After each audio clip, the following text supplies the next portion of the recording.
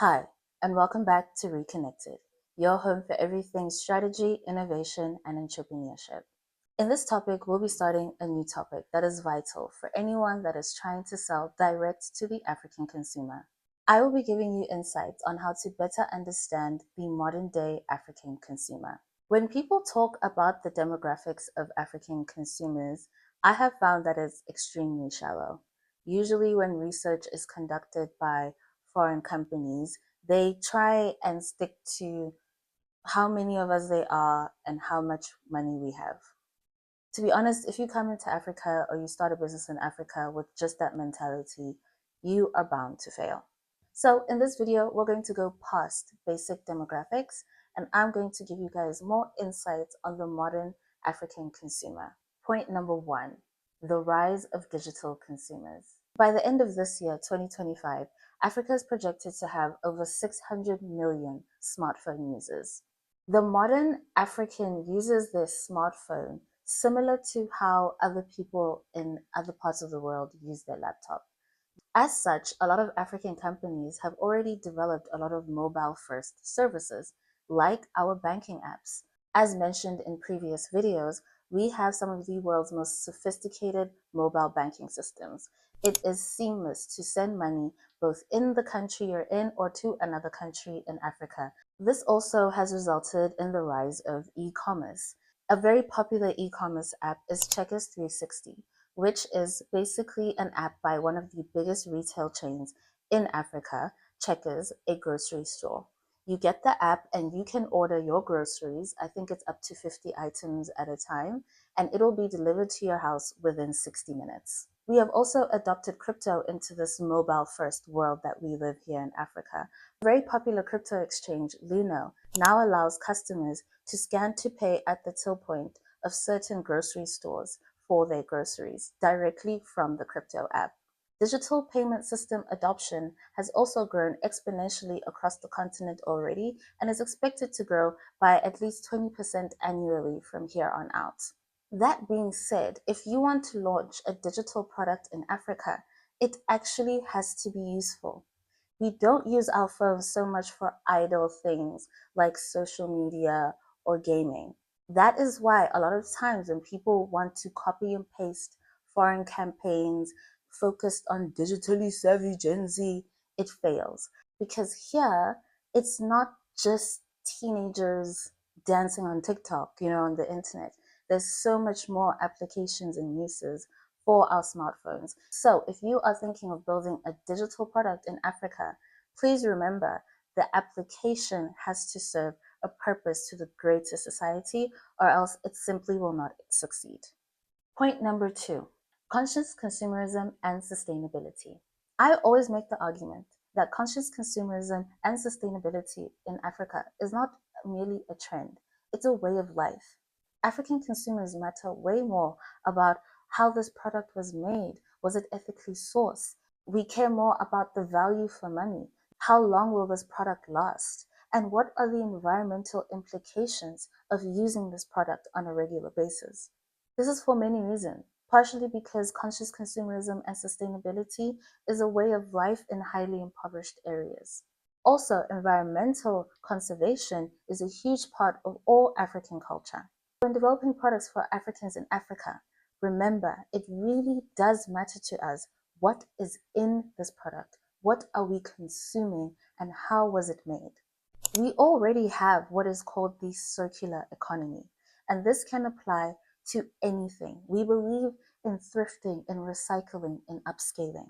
There are so many ways that you can participate in the circular economy that is based on our natural existing practices in a more modern way. Point number three, localization and the power of African identity. Even though the images of New York and Paris and Tokyo are just so wonderfully aspirational, it isn't enough to just create aspirational products in Africa. Africans want products that are made for us, that speak to us, that represent us. That is the only key to success in Africa. We expect brands to include local languages, to pull from local practices, to participate in local communities in order for us to see you as a long-term viable participant of our economies. We just love seeing Africa being respected and appreciated. Some of you might think, oh, but isn't that obvious? Well, apparently not. A great example of this is Coca-Cola's Name on a Can campaign. Did you know that even in Africa, it is hard to find basic name products with African names on it? I'm talking jewelry, keychains, notebooks that you can find anywhere in the world with generic names on it. Even in Africa, it is hard to find my African name on a keychain. That is why Coca-Cola's Name on a Can campaign was so successful. It was one of the first times that Africans could go to the store and get an international brand product with our own names on it. It was so successful to the point that some people, even 10 years later, have preserved and kept those cans. It has helped Coca-Cola to continue to be seen as a household brand because it shows that they are a part of our community and they want us to feel included.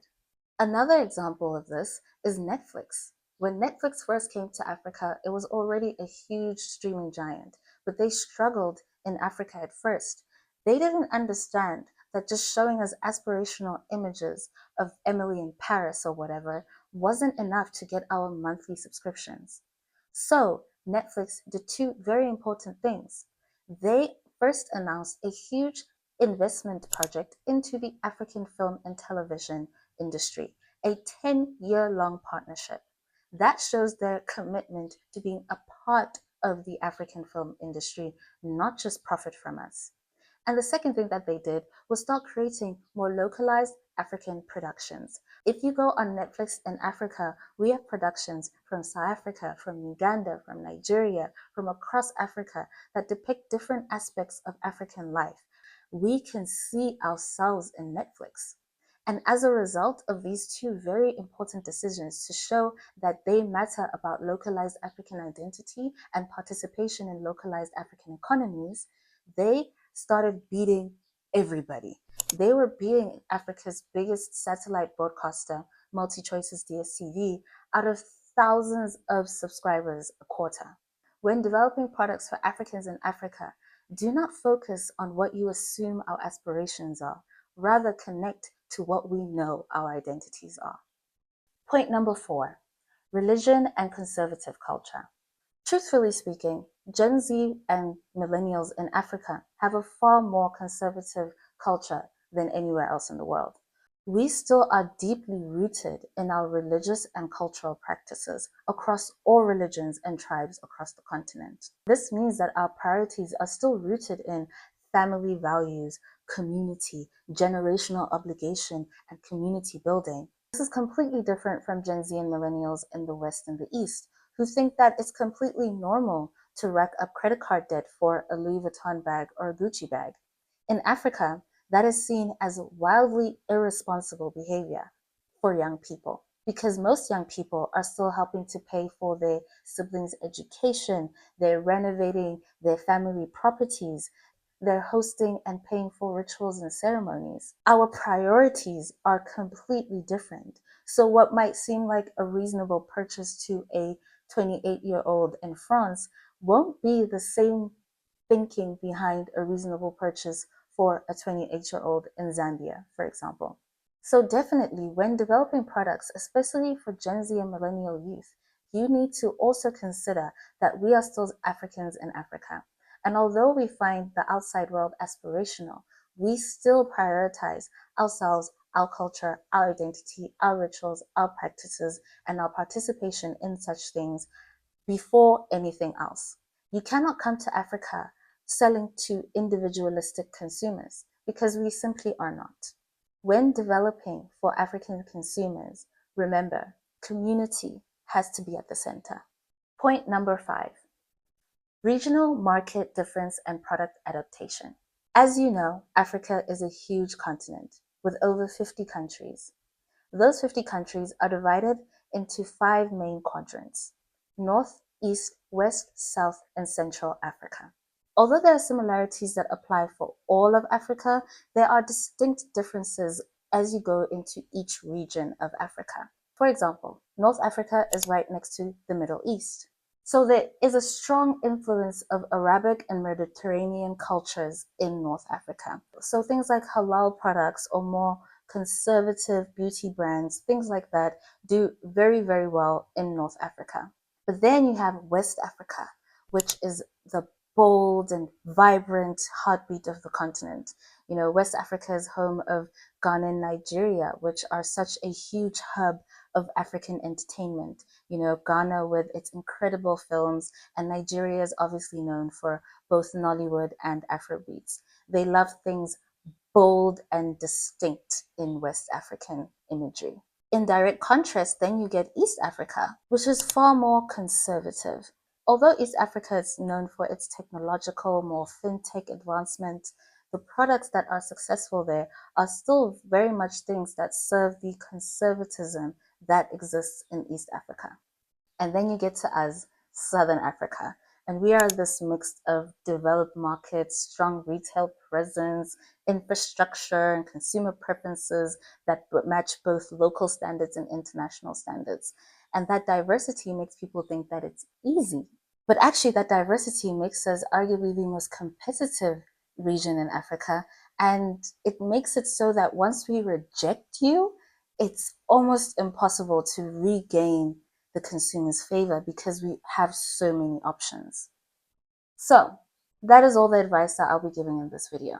But if you're serious about doing business in Africa or expanding into Africa, then let us take the guesswork out of this for you. We are a strategy consultancy firm that helps entrepreneurs and investors with strategies and implementation plans designed to best position you for success in Africa. Thank you so much for watching this video, and definitely let us know how we can help you.